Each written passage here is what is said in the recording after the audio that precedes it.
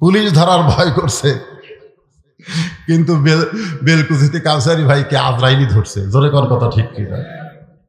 আমার তাই ভাই রে, এমন একটা পরিবেশ হলো ভাই, চিন্তা করে ওয়াজ করা লাগে, পুলিশ যেন না ধরে। ওই দিন কাউসারি ভাই আজরাইল ধরবি আর মনই নেই। আমরা দুই ভাইকে তো একই থানা তো আস, ওই বেলকুচি থানা কাউসারি ভাইয়ের ওয়াজ, আমার ওয়াজ।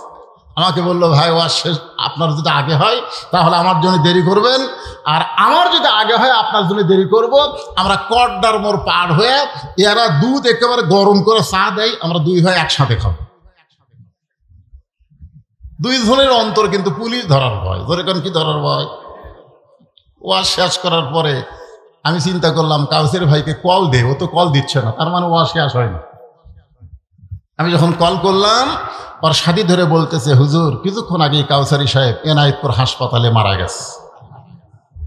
কে ধরছে, পুলিশ না আজরাইল? কথা বলেন। পুলিশ ধরার চিন্তায় হক কথা গোপন করেছি। আল্লাহ কয় পুলিশ ধরার আগেই তোকে আজরাইল ধরতে পারে। ধরে কোন কথা ঠিক কিনা? এখানে যত মানুষ আমরা আছি আমাদের সবাইকে কিন্তু আজরাইল ধরবে। ধরে কেন কি করবে? ছাড়বে নাকি? ছাড়বে?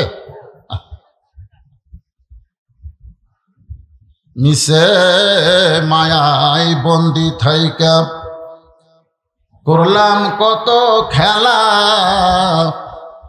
পশ্চিমে তাকিয়া দেখো তোমার জীবনের ডুইবা গেছে বেলা। ওমার চোখের পানি বের করে বললেন মা, তোমার অন্তরে শুধুমাত্র আল্লাহর ভয়, কোরআনের আইন চলার কারণে, কিন্তু তুমি যেভাবে চলতেছ আমার মনে হয় তোমার ভিতরে কোনো দুঃখ লুকে আছে, কারণ তোমার চলাটা অত্যন্ত ধীর গতি। বলো তো মেয়ে, তোমার ভিতরে কোনো দুঃখ আছে নাকি?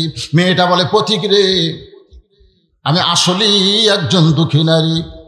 আজকে 6 দিন হলে হযরত ওমরকে খুঁজে বেড়াই। আমি আসলেই একজন দুঃখী নারী, আজকে 6 দিন হলে আমি হযরত ওমরকে খুঁজতেছি। সুবহানাল্লাহ। কয়দিন? যদি হযরত ওমরকে খুঁজে পাই তাহলে আমার দুঃখের কথা তার কাছে একটু বলবার চাই। ওমর ফারুক বললেন মা, তুমি যে ওমরকে খুঁজতেছো, ওমরকে না পাইলে সেই দুঃখের কথা কি আমাকে বলা যায় না?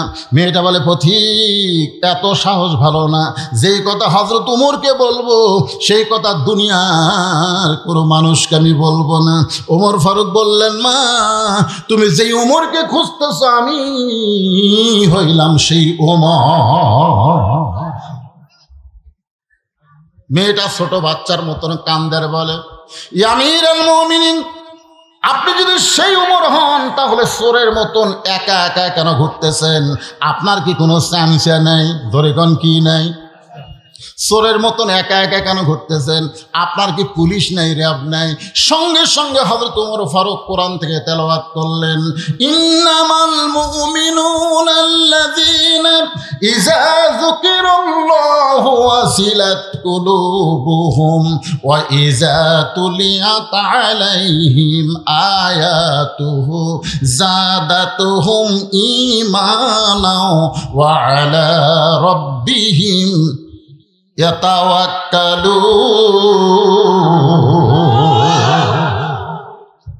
আল্লাহর কোরআনটা কি নিজের চোখে একটু দেখে।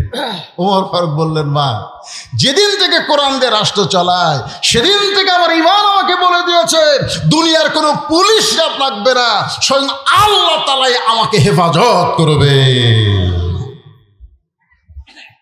সামান্য একটা এমপি হলে সামনে পুলিশের গাড়ি, পিছনে পুলিশের গাড়ি। ধরে কোন কথা ঠিক কিনা? আর বাংলাদেশের মতন ৯৬টা দেশের খলিফা, কোনো চামচা লাগে, র্যাব লাগে, পুলিশ লাগে? আপনারা বলেন তো, পুলিশগুলা কি নেতার না জনগণের?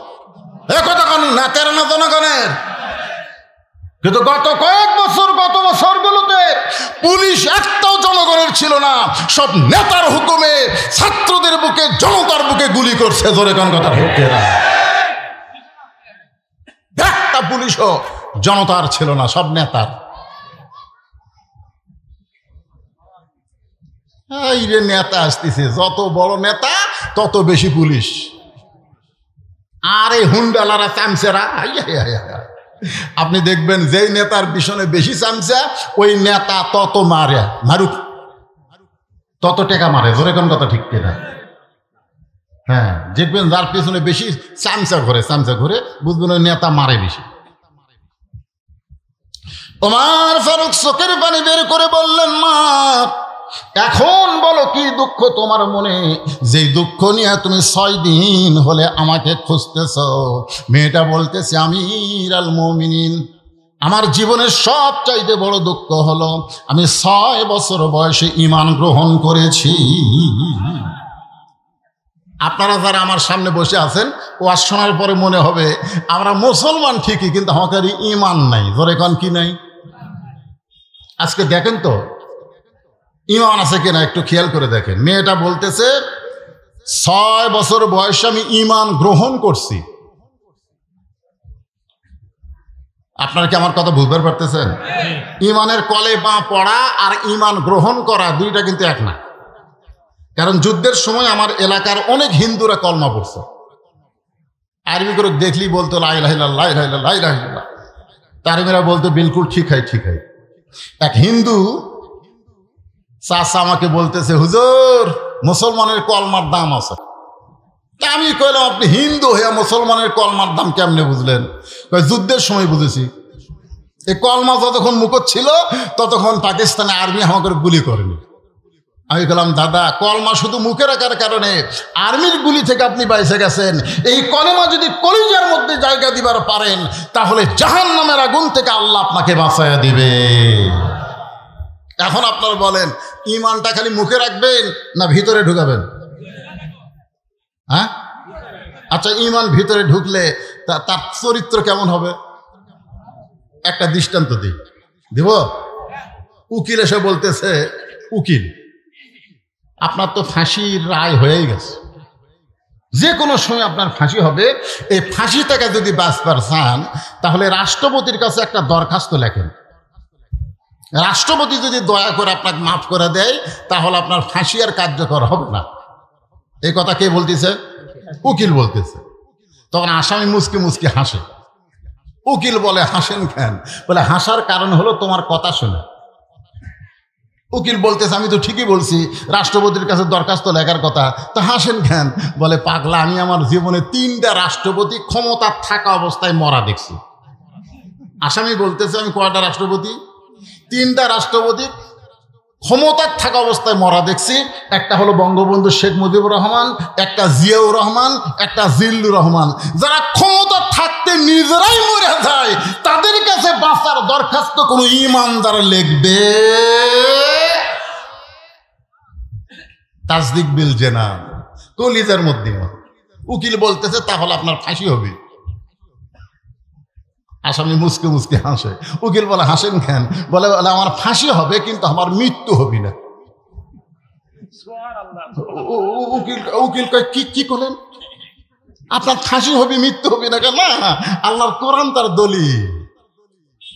আল্লাহ কোরআনে বলেন, ওয়ালা তাকুলু লিমান ইয়াকতালু ফি সাবিলিল্লাহি আমওয়াতুন বাল আহইয়াউ ওয়ালাকিন লা তাশউরুন।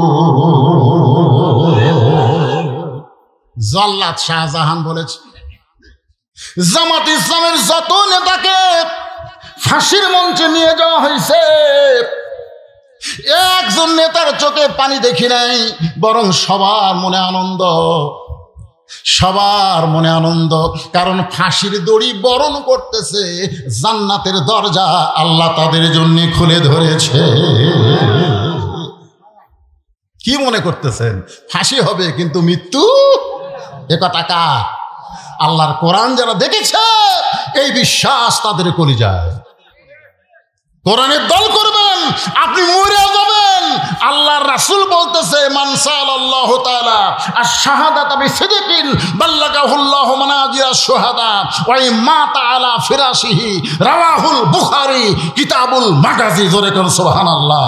এই কোরআনের বিজয়ের আন্দোলন যারা করে বাংলার জমিনে, এই আন্দোলন করতে গিয়ে জেল খাটে, জুলুমের শিকার হয়, যদি ওই লোকটা নিজের বিছনায় মৃত্যুবরণ করে, আল্লাহ রাসূল বলেছে হাসরের ময়দানে আল্লাহ তাকে ইসলামে আন্দোলন করার কারণে, কোরআন বিজয়ের আন্দোলন করার কারণে আল্লাহ হাসরের ময়দানে তাকে শহীদদের কাতারে দাঁড় করায়া দেবে।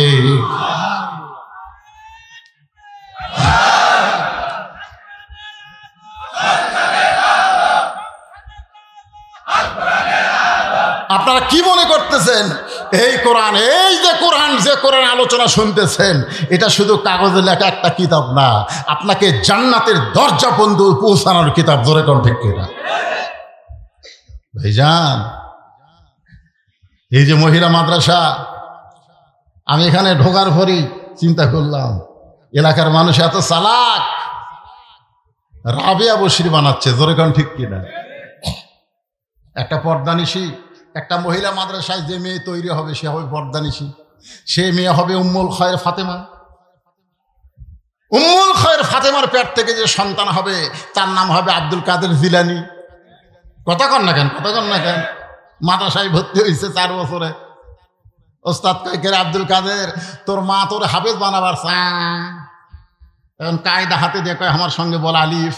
আব্দুল কাদের কয় লাম মিম যালিকাল কিতাবুল লা রাইবা ফিহি হুদাল লিল মুত্তাকিন আল্লাযীনা ইউমিনুনা বিল গায়বি ওয়া ইউকিমুনাস সালাত ওয়া মিম্মা রাযাকনাহুম ইউনফিকুন। ওস্তাদ মারছে দৌ কে রে?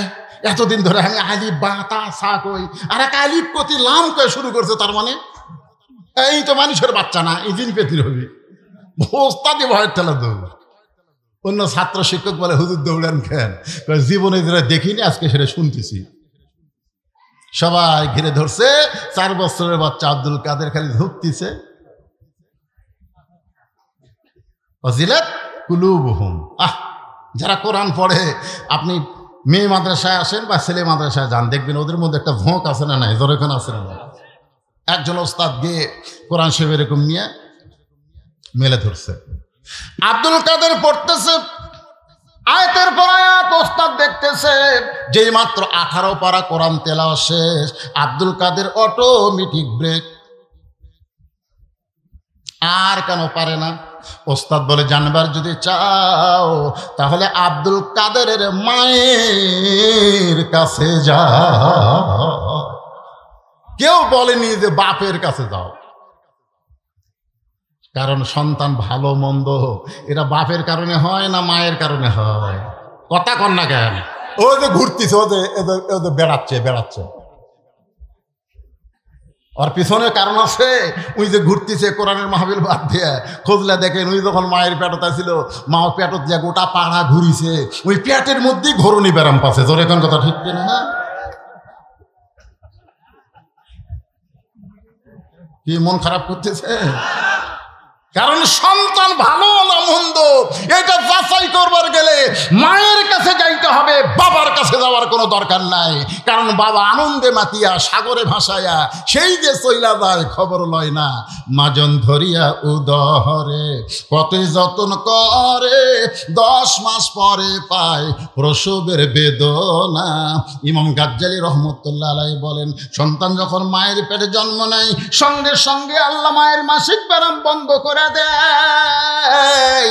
প্রতি মাসে 3 দিন 5 দিন 7 দিন যে একটা ব্যারাম হতো, রক্ত বের হতো, নামাজ পড়া যাইতো না, রোজা করা যাইতো না, বাচ্চা আসার সঙ্গে সঙ্গে ওই ব্যারামটা আল্লাহ বন্ধ করে দেয়। বন্ধ করে দেওয়ার কারণে হলো ওই সন্তান পেটে আসার পর মার যেন কোনো ইবাদত নষ্ট না হয়। কারণ মায়ের ইবাদত শুধু মায়ের না, মায়ের ইবাদতে আল্লাহ সন্তানকেও বড় করে দেয়। সন্তান যখন পেটে বাচ্চা নিয়ে রুকুর থেকে সেজদা যায়, ওই বাচ্চা পেটের মধ্যে একটা চাপ খায়। ফেরেশতারা বলে, মাবুদ তোমার বান্দি রুকুর থেকে সেজদাত গেল, পেটের মধ্যে বাচ্চা দিয়ে চাপা কষ্ট পাইল। আল্লাহ বলে, ফেরেশতা সাক্ষী থাক, যেই মা পেটে নিয়ে বাচ্চা নিয়ে নামাজ পড়ে, ও মা শুধু নিজে নামাজ পড়ে না, পেটের বাচ্চাকে ও নামাজি বানায়া দিল। পেটে বাচ্চা নিয়ে মা রোজা রাখে, শাশুড়ি বলে ও মা এবার পেটে বাচ্চা আছে, এবার রোজা রাখো না, কারণ রোজা রাখলে বাচ্চা যদি শুকে যায়। বেটার বউ বলে শাশুড়ি আপনি তাহলে আমাকে লিখে দেন যে আমি আর 1 বছর বাঁচবো, লিখে দেন। শাশুড়ি বলে এটা কি লিখে দেওয়া যায়? তাহলে আপনি কেমনে বলেন আমার পেটের বাচ্চা শুকে যাক, কিন্তু আল্লাহর হুকুম রোজা আমি বাদ দেব না। আল্লাহ কয় বান্দি তুই রোজা থাকলি, তোর পেটের বাচ্চাকেও রোজার ট্রেনিং দিলি। জোরে কারণ সুবহানাল্লাহ। কারণ মাও খায় না, বাচ্চারও খাওয়া হয় না। যেই মা পেটে বাচ্চা নিয়ে রোজা রাখছে ওই মায়ের বেটা, ওই মায়ের সন্তান কোনোদিন বেরোজাদার হতে পারে? আজকে যেই শালারা রোজা থাকে না, খুঁজলে দেখবেন ওই যখন পেটে ছিল ওর মাও থাকেনি।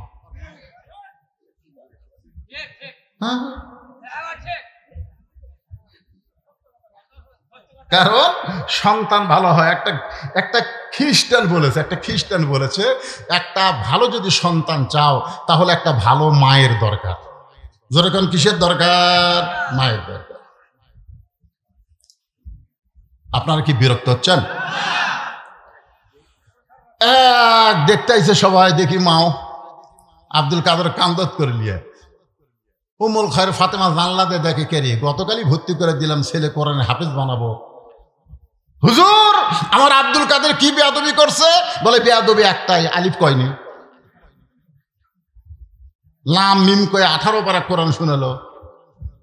আব্দুল কাদেরের মা কান্দের বলে আল্লাহর শপথ করে বলতেছি আমি জানি না। আমার আব্দুল কাদের যে আপনাকে 18 পারা কোরআন শরীফ শুনাইছে, আল্লাহ শপথ করে বলতেছে আমি জানি না। ওস্তাদ বলে মা তুমি না জানলেও তুমি কি জানো? বলে আমি হলাম 18 পারা কোরআনের হাফেজা। আব্দুল কাদের যখন আমার পেটে ছিল আমি 1 ওয়াক্ত নামাজ বাদ দেইনি, একটা রোজাও বাদ দেইনি। আব্দুল কাদের যখন ভূমিষ্ঠ হলো, যখন আব্দুল কাদেরকে আমি কোলে নিতাম আল্লাহর কোরআন তেলাওয়াত করতাম। আব্দুল কাদের যখন কাঁদতো আমি বাবু তো এর কান্না থামাইনি, আল্লাহর কোরআন তেলাওয়াত করে করে ওর কান্না থামাইছি। আব্দুল কাদের যখন আমার স্তনের দুগ্ধ পান করত আমি তখন কোরআন তেলাওয়াত করতাম, ও আমার স্তনের দুগ্ধ পান করত। আব্দুল কাদের যখন রাত্রিবেলা বিছানায় ঘুমাতে যাইতো আমি 1 পারা কোরআন না শোনাইলে আমার আব্দুল কাদের কোনোদিন ঘুমাইতো না। আমার মনে হয় এই 4 বছরে আমার 18 পারা কোরআন বহুবার আব্দুল কাদেরকে শুনাইছি, আর শুনতে শুনতে আমার বাচ্চাটা হয়তো মুখস্থ করে ফেলেছে। সমস্ত ওস্তাদ বলতেছে মা যদি ভালো হয় সন্তান আল্লাহর ওলি হয়।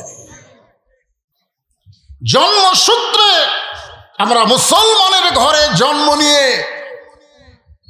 আজকের এই মুসলমান হিসেবে পরিচয় দেওয়ার পারতেছি, এ কারণে কি কম খুশি? তাহলে বলি আলহামদুলিল্লাহ। আল্লাহ তাআলা শুধু মুসলমানের ঘরে কবুল করে নাই, আমাদেরকে বিশ্ব নবী, ধরিকন কি নবী? যখন বলবো আমার নেতা তোমার নেতা, সকলে বলবেন বিশ্ব নবী মোস্তফা। আমার নেতা তোমার নেতা বিশ্ব নবীর চরিত্র ফুলের চাইতেও কয়া লাগবে। হ্যাঁ, যেই বলো বিশ্ব নবীর চরিত্র আপনার ফুলের চাইতেও পবিত্র। বিশ্ব নবীর চরিত্র, আমরা সেই নবীর উম্মত। যেই নবী, এই যে আমার রফিকুল ইসলাম খান ভাই বললো সাইয়েদে না, আমাদের নেতা। নেতা তোমরা যেই নেতার পিছনে ঘুরঘুর করছে 1 মিনিটের মধ্যে 37 বার আপা আপা করে, তোমাকেও বিপদে ফেলা দিয়া পলে গেছে। তোরে কোন কথা ঠিক না? আর আমাদের নেতা লাইলাতুল মেরাজে জান্নাতের ভিতরে ঢুকেছেন। ফেরেশতা জিবরাইল বললেন ইয়া রাসূলুল্লাহ আপনি যদি ইচ্ছা করেন তাহলে জান্নাত থেকে বের না হলে আল্লাহ আপনাকে বার করে দিবার পারবে না। কারণ আল্লাহ কোরআনে বলেছেন সালামুন আলাইকুম তিবতুম ফাদখুলুহা খালিদিন। কেউ যদি একবার জান্নাতে প্রবেশ করে, সে যদি ইচ্ছা না করে আল্লাহ তাকে জান্নাত থেকে বের করে দিবার পারবে না। কি কষ্টের দুনিয়া! এই বছরে আপনার চাচা মারা গেছে, আপনার খাদিজা মারা গেছে, তাইফের ময়দানে গিয়ে আপনি রক্তাক্ত হলেন, আপনি জান্নাতের মধ্যে ঢুকছেন আর বাড়ান না।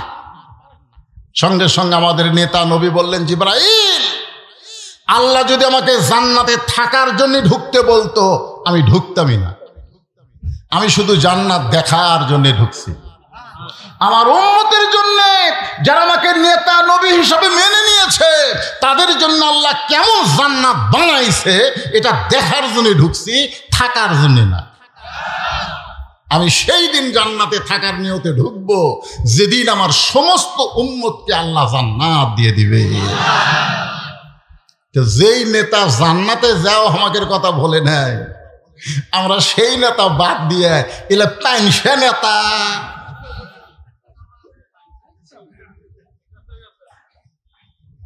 আল্লাহ আমাদেরকে সেই নেতার উম্মত হিসেবে কবুল করেছেন। খুশি না বেজার? তাহলে জবান খুলে আরেকবার বলি আলহামদুলিল্লাহ। এখন আসেন, আল্লাহর প্রশংসা করার কারণ হলো পবিত্র কোরআন। এবার তাকায় দেখেন তো, দেখেন দেখছেন কেমন লাগে? ভুয়া ভুয়া কোরআন শরীফ না আপনারা এখন পর্যন্ত ধরলেন না, এখন পর্যন্ত এটা ধরলেন না, তাহলে কেমনে ভালো কর? ও তালের মাথা। শোনেন, বাংলাদেশের মুসলমান তালের মাথায় আর চলা যাবে না। বহু তাল দেখছি আমরা, ঠিক কেন বলেন? বহু তাল হওয়ার পরে দেখলাম বাবা দেশ চালায়। বাবা ৭৫ সালে সাইজ করে এক ভাই এসে দেশ নিল। জোরে কোন কথা ঠিক কিনা? ভাই যখন চলে গেল তখন ভাবি দেশ চলায়। ভাবির কাছ থেকে বাবার মেয়ে বুবু আবার দেশ নিল। আবার ভাবি, আবার বুবু স্বৈরাচার হলো। অনেক দেখেছি, আর দেখতে চাই না। এখন দেখতে চাই আল্লাহর কোরআনের বাংলাদেশ। জোরে বলেন কথা ঠিক কিনা?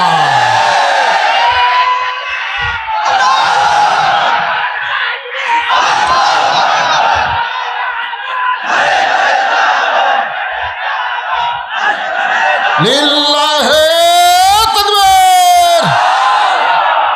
এই যে আপনাকে কিছু লোক এটা ইচ্ছা করে না, ভুল। আল কোরআনের আলো ঘরে ঘরে বলো না, ঘরে ঘরে এলে ভুয়া ভুয়া ভুয়া। ঘরে ঘরে কি একজন কয় সংসদে ওয়াসা কোম্পানি একটা ট্যাঙ্কি বানাচ্ছে, ট্যাঙ্কি। সেই ট্যাঙ্কির গাঁত লেখা আছে 2 কোটি লিটার।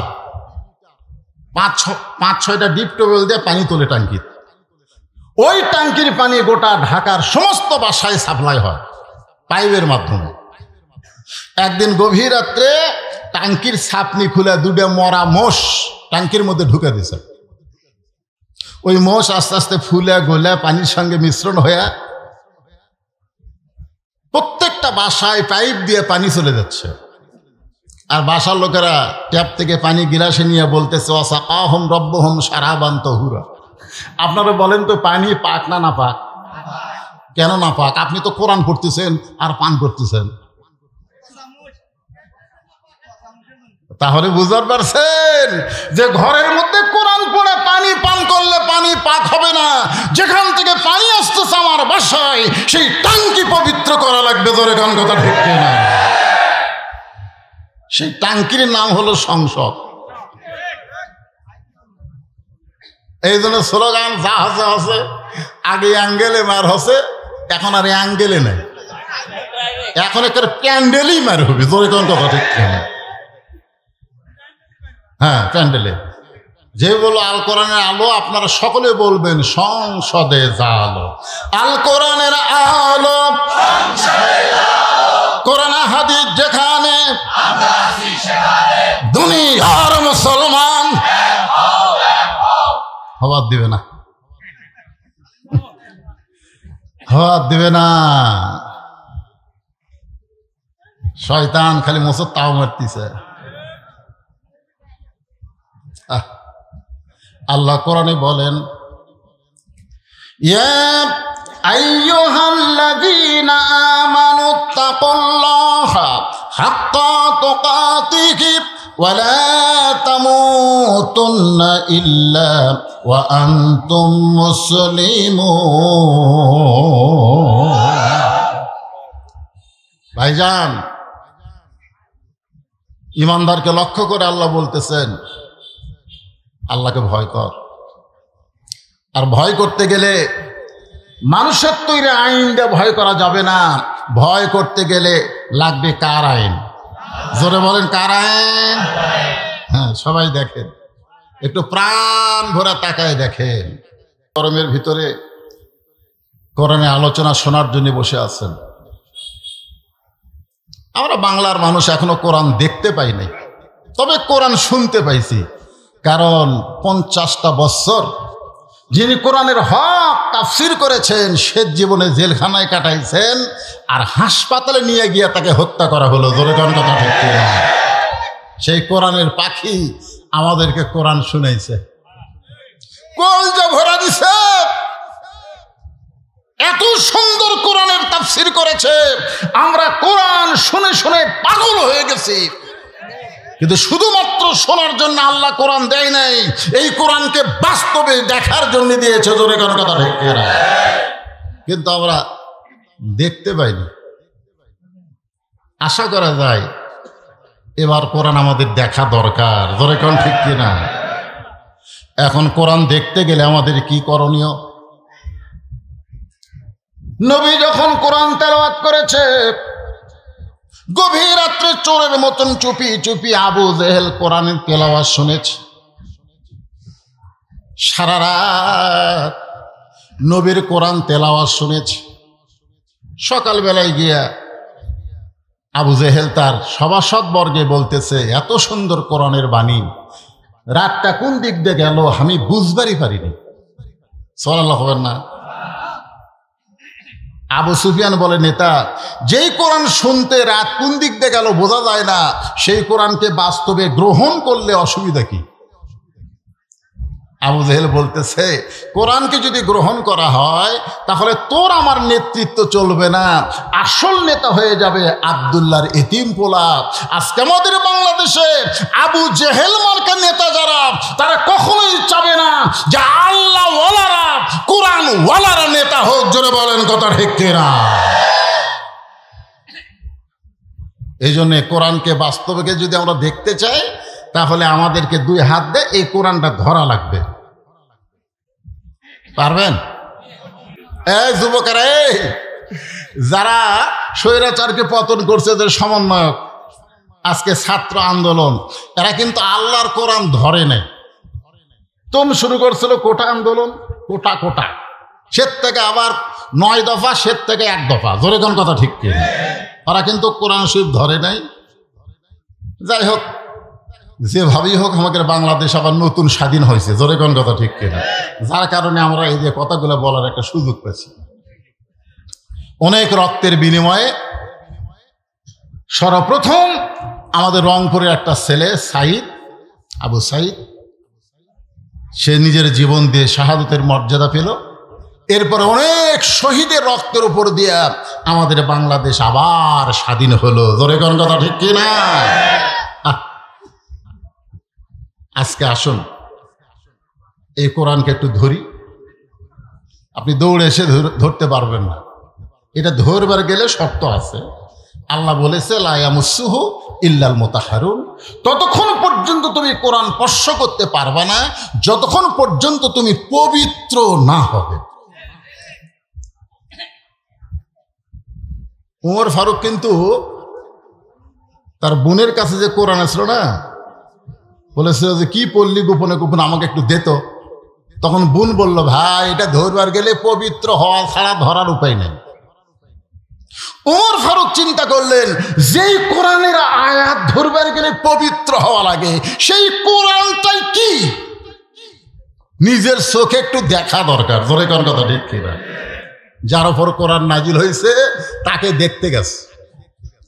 নবীকে হত্যা করবার চাইছিল, তখন কিন্তু নবী দেখতে আর যায়নি, নবীকে হত্যা করার নিয়তে তরবারি হাতে নিছিল। এবার নবীর কাছে গিয়ে নবীর দিকে তাকায় দেখে, এইটা তো আমার মতো মানুষ না। সুবহানাল্লাহ।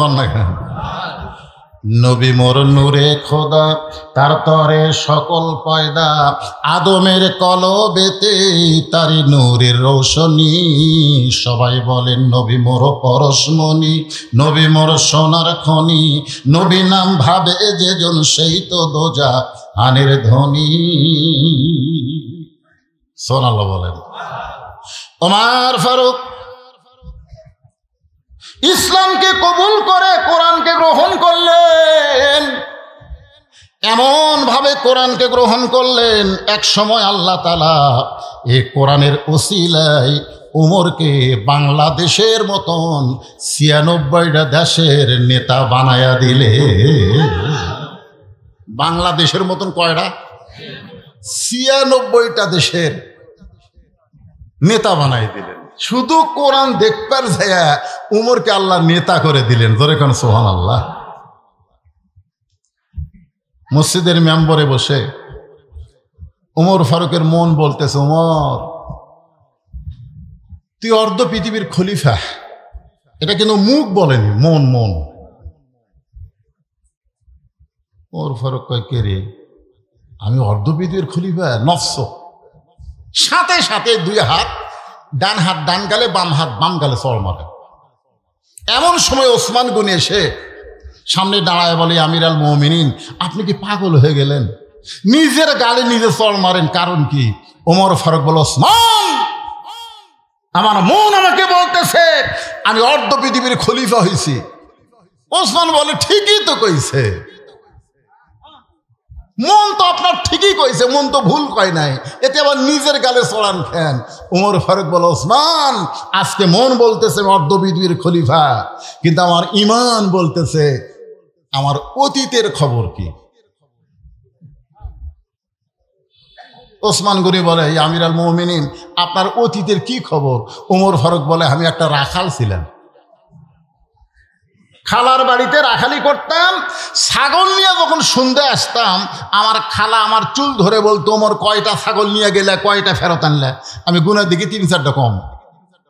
আমি আবার দৌড় দিতাম, ছাগলগুলো কুড়ে নিয়ে এসে যখন খালারে দিতাম, খালা আমার কান ধরে বলতো, ওমর যেই ভুল আজকে করেছো, এই ভুল যদি আগামীকাল করো, তোমার রাখালির চাকরি আমি ক্যান্সেল করে দিব। আমি তখন খালার পা ধরে বলতাম, খালা, আমার রাখালির চাকরি ক্যান্সেল করে দিলে আমি থাকবো কোথায়, খাবো কি? একদিন যে উমর রাখালির চাকরি রক্ষা করার জন্য খালার পা ধরে কেঁদেছে, আজকে সেই উমর অর্ধ পৃথিবীর খলিফা হয়েছে। এটা উমরের যোগ্যতায় নয়, এটা কেবলমাত্র আল্লাহর কোরআনের ওসিলায়। ধরে বলেন কথা ঠিক ভাই রে, এটা সেই কোরআন। খালি গরিব গুরুবার ছেলেদের মাথায় কোরআনের পাগড়ি, আমরা হাফিজি পাগড়ি মাথায় পরাই দিলাম। আজকে মহিলা মাদ্রাসা খুঁজলে দেখেন, এলাকার মধ্যে ধনীর মেয়ে এই মাদ্রাসা ভর্তি হয়নি। আমাদের মতন গরিবগুলা সব কোরআন ধরছে, আর ধনীগুলা সব ভার্সিটিতে গেছে। এখন আমরা গরিবগুলা যদি কোরআন থেকে হক কথা মসজিদের মেম্বারে বলবার চাই, ওই ধনী ঘুষখোর খালি এরকম গুজরে ওঠে, সুদখোর এরকম জোরে জোরে কাশে। ঠিক কিনা বলেন? কোরআনকে শুধু গরিবের জন্যই না, সবার জন্যে। হযরত ওমর অর্ধ পৃথিবীর খলিফা হইয়া নিজের চোখে আল্লাহর কোরআনকে দেখার জন্যে তিনি ছদ্মবেশে ঘুরতেছেন। আমার মা বোনেরা যারা পর্দার অন্তরালে আর মহিলা মাদ্রাসাকে টার্গেট করে আমি আপনাদের সামনে কথাগুলো বলতেছি। ওমর ফারুক ছদ্মবেশে মদিনার অলি গলি যখন ঘুরতেছে, এমন সময় দেখতে পায় দুই পাহাড়ের মাঝখানে একটা সুন্দরী মেয়ে ধীর গতিতে হেঁটে হেঁটে আসতেছে। মেয়েটার সামনেও কোনো মানুষ নাই, পিছনেও কোনো মানুষ নাই। ওমর ফারুক মেয়েটার দিকে তাকায় বলতেছে, আলহামদুলিল্লাহ, আল্লাহ তোমার দুনিয়ায় এত সুন্দরী একটা মেয়ে, হয়তো আপনারা বলবেন হুজুর ওমর ফারুক একটা মেয়ের দিকে তাকায়া এত সুন্দরী মেয়ে বলে আলহামদুলিল্লাহ বলল, এটা কি ইসলামে জায়েজ নাকি? ওমর ফারুক কিন্তু মেয়েটার চেহারা দেখে নাই, মেয়েটার আপাত মস্তক আল্লাহর আইন পর্দা। আল্লাহর ইসলাম বলে যে মেয়ে দেখতে যদিও কালো হয়, যদি মেয়েটা দেখতে খাটো হয়, আর আল্লাহর কোরআনের পর্দা যদি মেনে চলে, আল্লাহর ইসলাম কেবলমাত্র তাদেরকেই সুন্দরী মেয়ে বলে। এখন আপনাদের এলাকায় সুন্দরী মেয়ে বলতে আপনারা কি বুঝতেছেন? হ্যাঁ, পরিমণি, পরিমণি কলেজ ভার্সিটি মেয়েরাই সুন্দরী নাকি?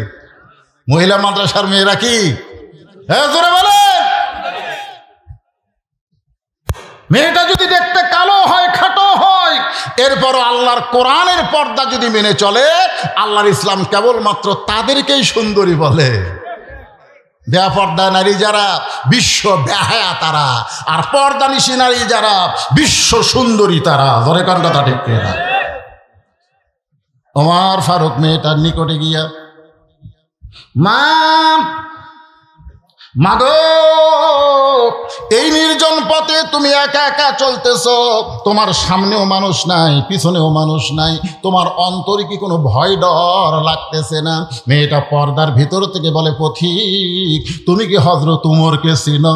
জোরে কান সুবহানাল্লাহ। মেয়েটা কাকে বলতেছে? উমরকে বলতেছে, পথিক তুমি কি হযরত উমরকে চিনো?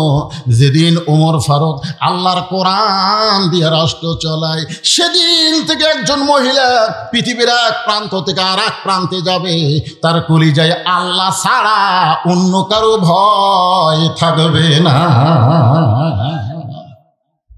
আল্লাহর কোরআন দিয়ে যেদিন বাংলাদেশ চলবে, সেই দিন একজন মেয়ে বাংলাদেশের এই প্রান্ত থেকে ওই প্রান্ত পর্যন্ত যাবে, ওই মেয়েটার কলিজায় আল্লাহ ছাড়া অন্য কারো ভয় থাকবে না, কারণ কোরআনের কারণে আল্লাহ তাকে পুরাপুরি নিরাপত্তা দিয়ে দিবে। মেয়েটা বলতেছে, পথিক তুমি কি হযরত উমরকে চিনো? হ্যাঁ, যদি চিন্তা তাহলে এরকম বেসাইদা কথা বলতে না। যেদিন থেকে উমর আল্লাহর কোরআন দিয়ে রাষ্ট্র চালায়, সেদিন থেকে পৃথিবীর এক প্রান্ত থেকে আর এক প্রান্তে একটা মহিলা যাবে, তার কলিজায় কার ভয়? জোরে বলেন, কার ভয়? আর আমাকে কলিজায় এখানে যারা আপনারা বসে আছেন, তো এই জন্য এদেরকে বোরকা দেওয়া হবে। আমি ওয়াজের শেষের দিকে দিয়ে দেবো ইনশাল্লাহ। ওই হবে এখানে নিবে, এটাকে এখনই দিবেন না? আপনার মাধ্যমে এই মাদ্রাসার জন্য কোনো টাকা টুকার দরকার নেই।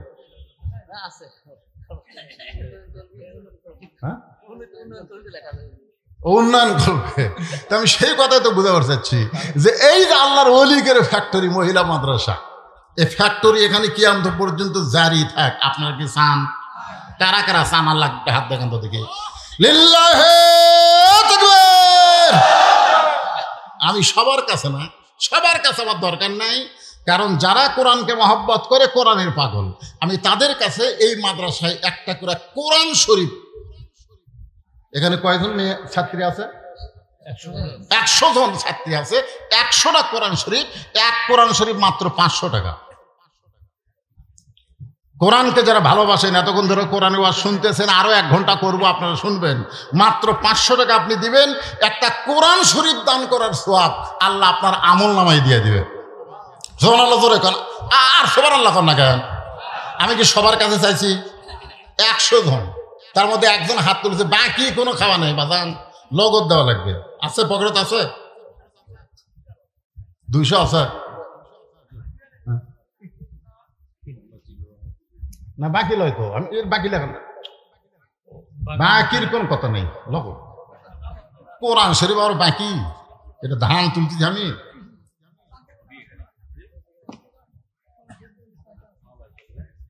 কোরআন শরীফ তো চাই না আমি, কোরআন শরীফ বাবদ কথা আপনারা বুঝলেন না নাকি? কোরআন শরীফ বাবদ 500 টাকা। 500 টাকা দিবেন, একটা কোরআন শরীফ দান করার সওয়াব আল্লাহ আপনাদের আমল নামায় দিয়ে দিবে। লিল্লাহি তাকবীর। 100টা কোরআন শরীফের মধ্যে 1 নম্বর পাওয়া গেছে, আলহামদুলিল্লাহ। আল্লাহ তোমার একজন পাগল একটা কোরআন বাবদ 500, আর একজন কোরআন শরীফ বাবদ 500 টাকা দান করছে। আল্লাহ দানকে কবুল করেন। 100টা কোরআনের মধ্যে 2টা পাওয়া গেল। আমরা সবাই কোরআনকে ভালোবাসি, কোরআনের মিছিল করলাম। পকেটে টাকা থাকলে দাবি আছে, না থাকলে দাবি নাই। আর একজন কোরআন বাবদ 500 টাকা দান করছে।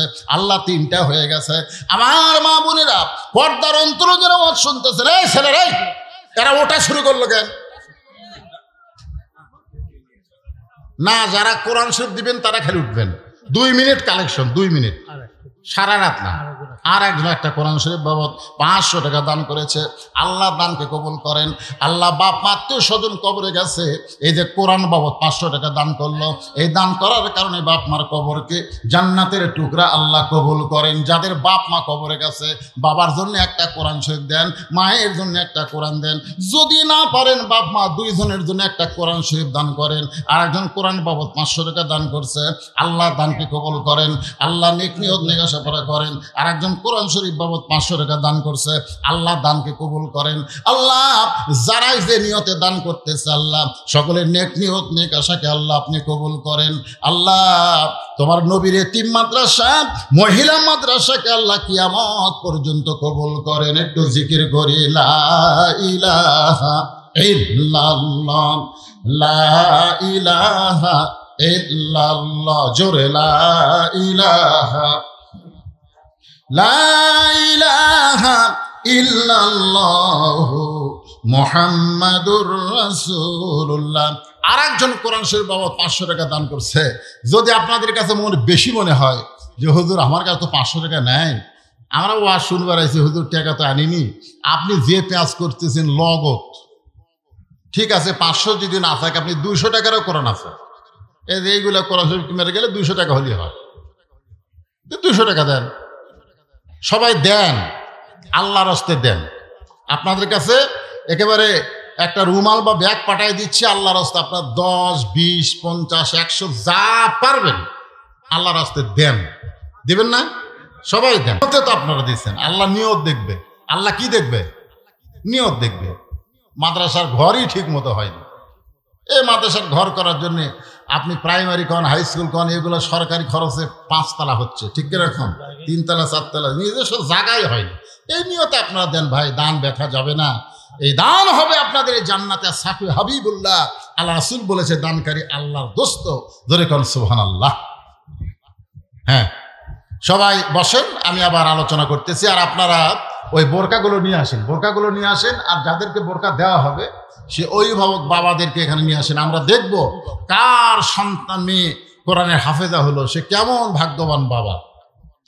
একজন কোরআনের হাফেজ নিজে জান্নাতে একাই যাবে না, তার বংশের ভিতর থেকে 10 জন যাদের উপর আল্লাহ জাহান্নাম ওয়াজিব করেছে, এইরকম জাহান্নামী মানুষদেরকে সুপারিশ করে ঈমান থাকলে এই হাফেজ জান্নাতে নিয়ে যাবে। জোরে কোন সুবহানাল্লাহ।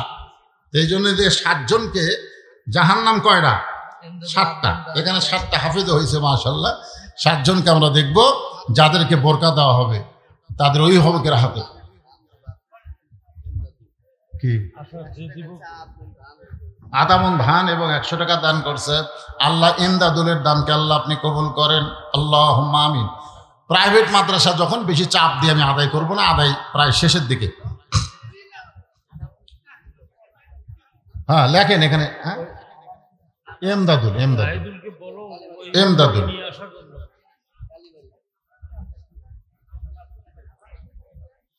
মাশাআল্লাহ। আর একজন আল্লাহর বান্দা 500 টাকা দান করছে কোরআন শরীফ বাবদ। আল্লাহ দানকে কবুল করেন, আল্লাহুম্মা আমিন, আল্লাহুম্মা আমিন। তাহলে কোন জায়গায় গিয়ে আপনাদের রাখছি?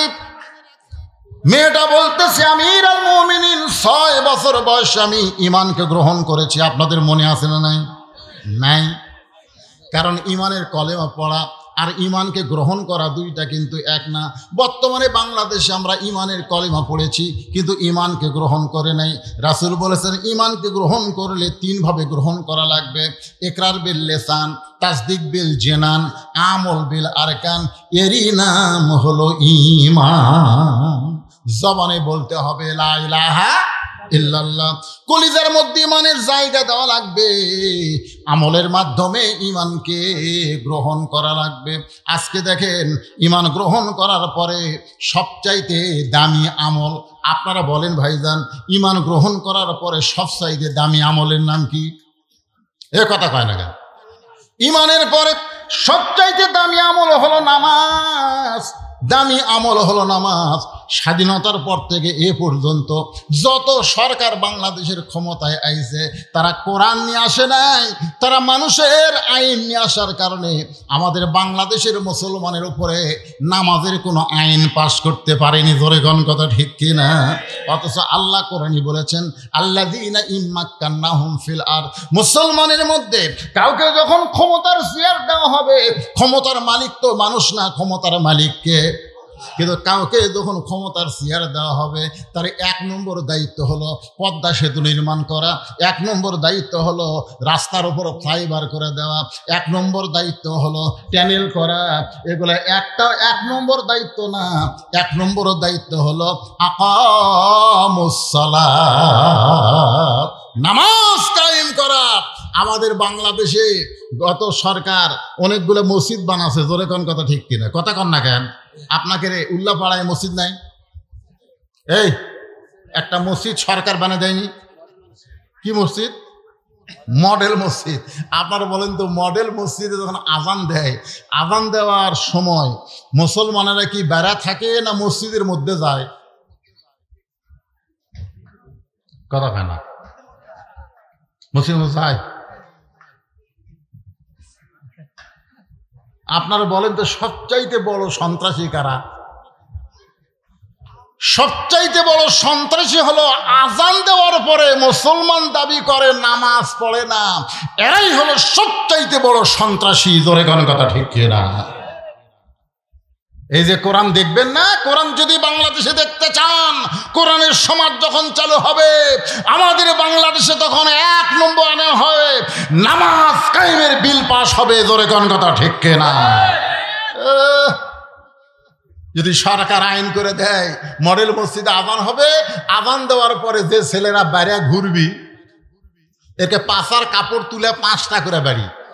কয়টা করে বাড়ি? আচ্ছা, এই আইন যদি সরকার করে, তাহলে আপনারা বলেন যে ছেলেগুলা কি বাইরে ঘুরবে? অন্তত পিটন খাওয়ার ভয়ে মসজিদের মধ্যে ঢুকবে। যেই মসজিদের মধ্যে ঢুকবে, আল্লাহ বলতেছে, আল্লাহুম্মা আফতাহ লি আবওয়াবা রাহমাতিক, তুই যখন পিটন খাওয়ার ভয়ে আমার ঘরে ঢুকলি, আমি তোকে রহমতের কোলে উঠাইয়া নিলাম। আর আপনি যখন রহমতের কোলে উঠলেন, তখন দায়িত্ব কি হলো?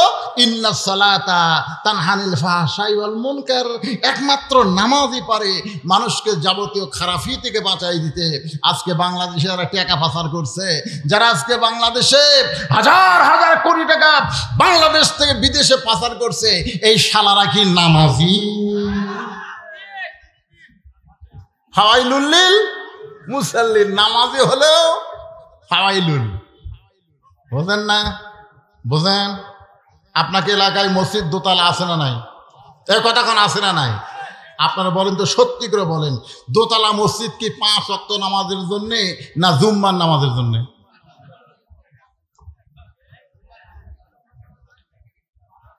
দোতলা মসজিদ যেগুলো আছে, এগুলো 5 ওয়াক্তের জন্যে। একটা দোতলাও কিন্তু 5 ওয়াক্তের জন্য না, কারণ প্রত্যেক ওয়াক্তে 2 কাতার 3 কাতারই মুসল্লি হয় না। আরে একতলাতে আছে 9 কাতার, তাহলে দোতলা করলো কেন? ওই জুম্মার। আপনারা বলেন তো, শুধু জুমার নামাজ পড়ে, 5 ওয়াক্ত পড়ে না, এরা কি নামাজি? এরা ফাওয়াইলুল লিল মুসাল্লিন। আল্লাহ কয়, আমার সঙ্গে যেমন ঠাট্টা করছিস দুনিয়ায়, আমিও আল্লাহ তোদের সঙ্গে ঠাট্টা করবো হাসরে। আল্লাহ বলবে, জুমার নামাজের পার্টিরা, তোরা কারা রে? তখন হাত তুলে করবে, আল্লাহ আমরাই তো জুম্মা নামাজ পড়ছি, 5 ওয়াক্ত পড়িনি, খালি জুম্মা মারছি। আল্লাহ বলে, রহমান রহিম নামের ওসিলায় তোরকে জান্নাত দিয়ে দিলাম, যা। তখন জুম্মা পার্টি সেই খুশি হয়ে মারবি দৌড়, বেহেস্তের কাছে আয়, দেখবে দরজার বিশাল একটা তালা। আল্লাহ আমাদের বেহেস্ত দিলেন, কিন্তু তালা যে, আল্লাহ কয় ভালো করে খুঁজে দেখ, চাবি আছে। আর ভালো করে খুঁজে দেখবে চাবি একটা আছে, তালার মধ্যে ঢোকে ঠিকই, কিন্তু ঘোরে না। আল্লাহ চাবি তো পাইলাম, ঢুকালামও, কিন্তু ঘরে না যে। আল্লাহ কয় তালার মধ্যে 5টা দাগ আছে, তোকে চাবির মধ্যেও 5টা দাগ থাকা লাগবে। এখন তোরা দেখ তো, তোরা যে চাবি ঢুকাইছিস এর মধ্যে কোনো দাগ আছে? আল্লাহ আমাদের চাবি না, তেল তেলা দাগ। বলে কিসের দাগ আল্লাহ? আল্লাহ কয় 5 ওয়াক্ত নামাজের দাগ রে। তালার মধ্যে 5 ওয়াক্ত নামাজের দাগ আছে, ওই দাগে দাগে মিল খাবি, কুট্টুস করে খুলবে। আল্লাহ 5 ওয়াক্ত, আল্লাহ কয় জান্নাত দেখা হলো, ধোকা হলো না। জান্নাত দেখা হলো, ধোকা হলো না। নামাজ যারা কায়েম না করবে তারা জান্নাত দেখতে পারবে কিন্তু ঢুকতে পারবে না। আসসালাতু মিফতাহুল জান্নাহ। আল্লাহর বান্দারা মনোযোগ দেন। আল্লাহর কোরআনকে যদি দেখতে চান তাহলে 1 নম্বর হলো নামাজ। রাসূল বলেছেন লা সালাতা লা ঈমানা, যারা নামাজ নাই তার ঈমান নাই। লা সালাতা লা দীনা, যারা নামাজ নাই তার কোনো ধর্ম। এখন আপনারা বলেন, যারা আওয়াজ শুনতেছেন, কারা কারা ঈশার নামাজ পড়েননি?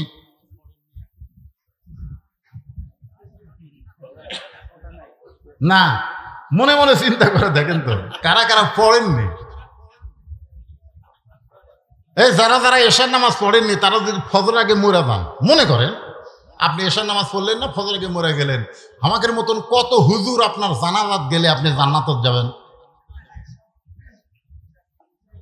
যেই ব্যক্তি ঈশার নামাজ জামাত আদায় করেছে, ফজরের নামাজ পড়ার আগে তার যদি মৃত্যু হয়, সে একটা মানুষ যদি তার জানাজায় না যায়, ঈশার নামাজের কারণে আল্লাহ তাকে জান্নাত দিয়ে দিবে। আর যেই বেটা ঈশা পড়েনি, ফজর না পড়ার নিয়তে শুইছে, আর গভীর রাত্রে হাত ফেল করে মারা গেছে, 1 কোটি মানুষ আর জান্নাত দোয়া করলেও ও জান্নাত পাবে না, কারণ নামাজ বাদ দেওয়ার কারণে সে কাফের হয়ে মারা গেছে। তোর কোন কথা ঠিক কি না? বাইনাল আবদি ওয়াল কুফরি তরকু সালাত।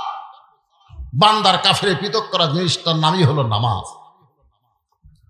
এখন আল্লাহর কোরআনকে দেখতে গেলে, এই কোরআনকে যদি আমরা গ্রহণ করি, ঈমান গ্রহণ করার ব্যাপারে 1 নম্বর আমলের নাম হলো নামাজ। যেরকম 1 নম্বর আমলের নাম কি? এখন আপনারা কারা কারা ফজরের নামাজ পড়বেন না? হাত তোলেন। এই দিকে কথা কি কয় রে? কারা কারা ফজরের নামাজ পড়বেন না দিকে হাত তোলেন তো দেখি। তার মানে সবাই পড়বেন ইনশাআল্লাহ। আপনারা যদি সবাইও পড়েন তারপরে কোরআন দেখতে পাবেন না, কারণ সবাই পড়বেন আজকে হুজুরের কথা অনুযায়ী 1-8 বার, বারবার মসজিদে ঢুকতে পারবেন না। কারণ মসজিদ ঢুকতে গেলে নামাজ কায়েমের আন্দোলন, নামাজ কায়েমের বিধান আল্লাহর কোরআন দিয়ে বাংলার জমিনে চালু করতে হবে। ধরে কোন ঠিক। 2 নম্বর হলো যাকাত দেওয়া লাগবে। যার উপরে নামাজ ফরজ, সে যদি সামর্থ্যবান মানুষ হয়, তার উপর আল্লাহ যাকাত ফরজ করেছে। 100 টাকায় 2.5 টাকা। ধরে বলেন কয় টাকা? এই মনোযোগ দিয়ে শোনেন, কয় টাকা? যদি কোরআন দিয়ে বাংলাদেশ চলে তাহলে গরিব মানুষ কোনো ধনীর বাড়িতে যাওয়া লাগবে না, বরং ধনী মানুষরাই গরিবদের বাড়িতে ঘুরবে। সুবহানাল্লাহ। যেদিন আল্লাহর কোরআনকে বাংলাদেশে দেখবেন সেদিন একটা গরিবও ধনীর বাড়িতে যাবে না। কারণ যাকাত দেওয়া লাগবে না চাওয়া লাগবে? এখন দেওয়া না চাওয়া? এখন বাংলাদেশে যাকাত চাই। চাচা আমাকে না যাকাত দিবেন চাচা? চাচা কয় আমার বহু লোক আছে ভাই। আমি দেখি চাচা ই কয় ভাই না দাও। আর কোরআন যখন চালু হবে 1 ব্যাগ টাকা নিয়ে ঘুরতেছে 7 দিন। যেই দরজাতে যায় গরিব কয় আমার যাকাতের টাকার দরকার নেই, ইয়াকা নাবুদু ওয়া ইয়াকা নাস্তাইন। আমি যখন নাচ পড়ে আল্লাহর কাছে সাহায্য চাইছি, ভাই তোর যাকাতের টাকা আমার দরকার নেই। যার কাছে যাই তাই দরজা বন্ধ করে। 7 দিন ধরে 1 ব্যাগ টাকা নিয়ে ঘুরছে, একটা গরিবও দরজা খোলেনি। আল্লাহ কয় আল্লাহ আমাকে তুমি গরিব করে দাও। এই যাকাতের টাকা নিয়ে মানুষের দরজায় দরজায় আর ঘুরবার পারতেছি না। আল্লাহ বিরক্ত হয়ে গেছে। কয়দিন? 7 দিন। মনের দুঃখে মরুভূমির মধ্যে গেছে, যা দেখে একজন বস্তা পাতার দিয়ে শুয়ে আছে। বেগালা ভাবতেছে যাক আল্লাহ তুমি রহম করছো, একটা গরিব পাচ্ছি পারে। ওই এখন ওই বস্তা লাগ দেখে বুঝলেন জোরে সালাম মারছে, আসসালামু আলাইকুম। বস্তাটা লাভ দিয়ে উঠে বলছে আলহামদুলিল্লাহ। ব্যাগ এলাকায় কেন সালাম দিলাম, ওয়ালাইকুম আসসালাম না কয়ে আলহামদুলিল্লাহ কেন বলে 15 দিন হলে 1 বস্তা টাকা নিয়ে ঘুরতে দি। ভাই একটা গরিব নেই, তোকে দেখা গরিব মনে করে আল্লাহ শুক্র আদায় করছি। আমি ঘুরি ব্যাগ নিয়ে, তুই ঘুরিস বস্তা নিয়ে, তাহলে গরিব গেল কোথায়?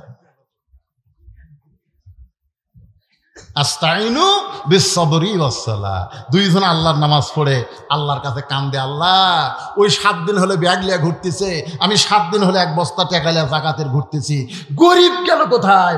আল্লাহর পক্ষ থেকে জানানো হচ্ছে, নামাজ কায়েমের পরে জাকাত দেওয়া যদি আল্লাহর হুকুম মনে করে শুরু করে দেয়, ওই দেশের জন্য আল্লাহ রহমত বরকতের দরজা খুলে দিয়ে গরিবের দরজা, অভাবের দরজা আল্লাহ বন্ধ করে দেয়। যখন জাকাত দেওয়া শুরু হয়ে যাবে, আপনারা বলেন তো বাংলাদেশের নিচে খনি আছে না নাই? কটা খনি আছে না নাই? আমেরিকার একজন ভূতত্ত্ববিদ বলেছে বাংলাদেশের জমির নিচে এত দামি দামি খনি আছে, তেলের খনি, সোনার খনি, কয়লার খনি, বহু খনি আছে। বাংলাদেশ সবচাইতে সমৃদ্ধশালী দেশ, বহু খনি আছে, কিন্তু খনিগুলো এত নিচে, মানে যন্ত্র দিয়ে দেখে 1000 ফুট নিচে। এই খনি তেল তুলবার গেলে, কয়লা তুলবার গেলে যে টাকা খরচ হবি, এখন সেই টাকাই তো উঠবি না, এত নিচে।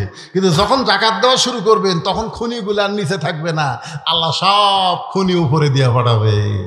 সুবহানাল্লাহ কন না কেন? একদিন সৌদি আরব, যারা মুরব্বী এখানে আছে শুনে দেখবেন, হাজিদের কাছে সাহায্য আছে। এখন সৌদি আরব শুধুমাত্র কোরআনের কিছু আইন চালু করার কারণে আল্লাহ তাদেরকে এত সমৃদ্ধশালী বানায় দিছে। তার মানে খনিগুলা সব নিচে ছিল, উপরে দিছে। উপরে দেওয়ার মালিককে আরো জোরে বলেন। তাহলে এখন বলেন, আল্লাহর কোরআন আমাদের দেখার দরকার আছে না নাই? আর কোরআন দেখবার গেলে কোরআন বিজয়ের আন্দোলন করতে হবে। কোরআন বিজয়ের আন্দোলন যদি আমরা করতে চাই, তাহলে ভালো শাসক আমাদের বাংলার জমিনে, একটু মনোযোগ দিয়ে শোনেন। আজকে এই উল্লাপাড়ার এই এলাকার মধ্যে যে ভাইটা ভালো মানুষ, ভালো মানুষকে আমাদের ভালো জায়গায় পাঠাতে হবে। সংসদ ভবন কিন্তু খারাপ জায়গা না, খারাপ যেরকম খারাপ। আমি একবার বলছিলাম যে ইউনিয়ন পরিষদের চেয়ারম্যান দাঁড়াবো, তা আমার পাশে একজন কয়, নাউজুবিল্লাহ হুজুর, আপনি একজন আলেম মানুষের চেয়ারম্যান হবেন কেন? আমি বললাম কেন? বলে ইউনিয়ন পরিষদ খারাপ, আপনি একজন ভালো মানুষের খারাপ জায়গায় যাবেন। আমি বললাম, পাগলা, ইউনিয়ন পরিষদ খারাপ না রে, কিন্তু খারাপ মানুষকে আমরা পাঠানোর জন্য ওই ভালো জায়গায় খারাপ হয়ে গেছে। জোরে কোন কথা ঠিক কি না? এখন ভালো মানুষগুলো আমরা যদি কোরআন দিয়া ওই সংসদে 300 জন পাঠাবার পারি, তাহলে কোরআন আমরা বাংলার জমিনে দেখতে পাবো। আল্লাহ পাক আমাদের দেখার তৌফিক দান করুক, সকলে বলে আমিন। এই যে এগুলো কি